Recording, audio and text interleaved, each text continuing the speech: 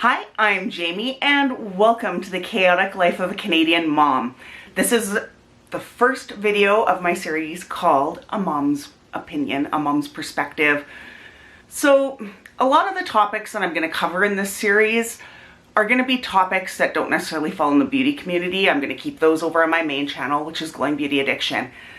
The topic I want to discuss today is Danielle Cohn, and it has recently come to light, I think beyond a reasonable doubt, in my opinion at least, that she is 13. She has portrayed herself, let me rephrase this, her mother has allowed her to present to the world that she is in fact 15. That's not true. She dresses provocatively. There have been videos of her faking a pregnancy, faking being married to an older boy, which when you are in fact 13, that in itself is disturbing. That a mother is going to allow a 13-year-old daughter to date a much older boy. In my opinion, that's disturbing. I can't even imagine doing something like that. The other side of that, though, is this older boy who thinks the girl is older could also have legal implications because of this. There are statutory rape laws, that type of thing. I find the whole situation just very disturbing and upsetting. And from my eyes, how I perceive it, is Danielle's mom sees Danielle not so much as her 13-year-old daughter, but as a paycheck. I don't find what her mother is doing much different than, you know, the sex trade. She is, in my opinion, allegedly pimping out her daughter. Any mother who would put a paycheck or a dollar sign before the health, well-being, mentally, physically, of their child needs to reevaluate life. As a mother, my children's health and well-being comes first and foremost above everything else. And both my boys, as you know, you've probably seen on the other channel, I have two boys. They're 6 and they're 8 right now. Both boys have expressed interest in having a YouTube channel. Now I do YouTube. It would be hypocritical of me to be like, oh no, YouTube bad, when this is what I do. But as a parent, not just a mother, that's what I should change the name of this, a parent's perspective. As a parent, you make the rules. Your children don't get to dictate what they do all the time. So when Danielle's mother is saying it's what she wants to do, okay, as a mom, say no. When we go out shopping and my boys are like begging for a toy, I say no. And they might whine a little bit, they might carry on, pout, but the end result is I said no. And I don't know if Danielle's mother is that parent that is unable to say no to her kid, or if she's just seeing the dollar signs and the money at the end of the day. I don't like to judge people's other people's parenting skills. Everybody parents differently. You're gonna have the helicopter parent or the strict disciplinarian. There are some parents that believe in corporal punishment. There are so many different ways of parenting. Just go to your local library. There are 18,000,001 different books on parenting. And until you're in the situation, I always said I was a much better mother until I was a mother. When you don't have kids, you know the answers to everything. You know what should be done and how it should be done, and then life throws you a curveball, you have kids, and it's like, I was not prepared for these situations.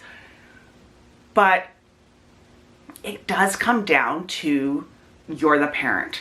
I have always taught my boys that you respect your elders. Please and thank you were two of their first words. Not the very first, but, you know, right after mom, dad, and car, please was probably their, you know, fourth word. They know that there are boundaries. So when they do discuss, like, oh man, I would love to have a YouTube channel, you know, maybe I'll bring them on with me to do a video on my channel. They have the video with me. I can see through analytics and whatnot who generally is watching my videos, but I'm also not tagging videos in the way that potential predators are going to be stumbling across them. Hopefully. Like, that has got to be every parent's fear, and that's why it is so mind-boggling that Danielle's mother just has no qualms that there are going to be sickos and predators out there watching her child. Like, she is exposing her to, all sorts of nastiness that I don't even want to think about. And it can all, her dad has expressed so much love, concern, care about Danielle. And it just, again, it boggles my mind how this mother still has guardianship of her. We have friends in our personal lives that went through a terrible divorce after they had children. Still don't know 100% who's it wrong. I am not going to judge. We were friends with both of them. The fan just kicked on my fireplace. I hope that doesn't get picked up. It is cold here in Canada, but it's sad in a system where automatically, without taking any past into consideration, the mother of this child got the child. It was a horrendous legal battle. It cost, I wouldn't even want to venture how much it cost for the father to finally get the child in this case. And what made this so sad is the mother was arrested for drugs, weapons, theft, stealing, evading police, to talk to this little girl who's right in between the age of my boys.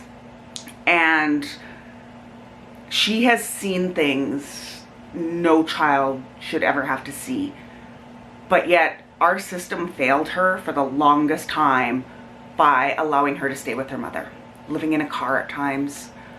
When the father would get her for visitation, she would have like, it was the saddest situation. And it was the happiest day ever, though, when finally this little girl got to be with her dad, who's remarried, who has another child. She has a family now. She is gaining so much self-confidence now. And what I worry about with Danielle is the damage that has been done to her already.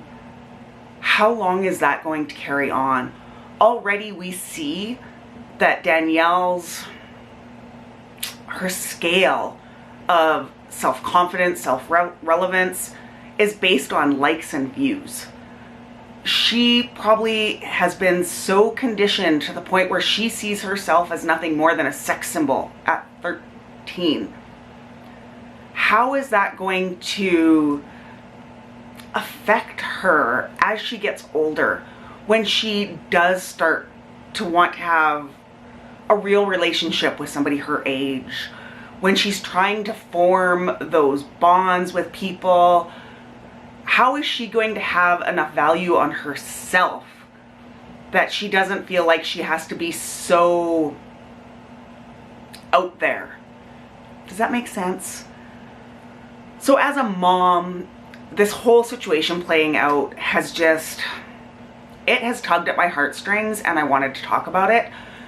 So I'm not sure. What are your guys' thoughts on the situation? Is there any fixing the situation at this point? Like, the evidence has come out. Nothing is being done. YouTube isn't doing anything. These brands that are sponsoring her aren't doing anything. The legal system isn't doing anything. Like, what can be done to rectify it? Do you think that there will be a way that Danielle can move on without this negatively impacting her in some way? I guess I end this by just saying, you know, my heart goes out to her. The amount of hate that she has to be dealing with when this isn't, it's not even her actions. She may be performing the actions, but under the instruction of her mother, is my opinion. So let me know down below what you think. How can this be fixed? Can it be fixed? What your opinion is. How does she go on from here? So let me know down below also if you like this video, if you think this is going to be a good series, if there's anything else you want a parent's perspective on. Don't forget to like and subscribe. I do have a giveaway going on my main channel. And yeah, until next time, guys, love you so much. Bye.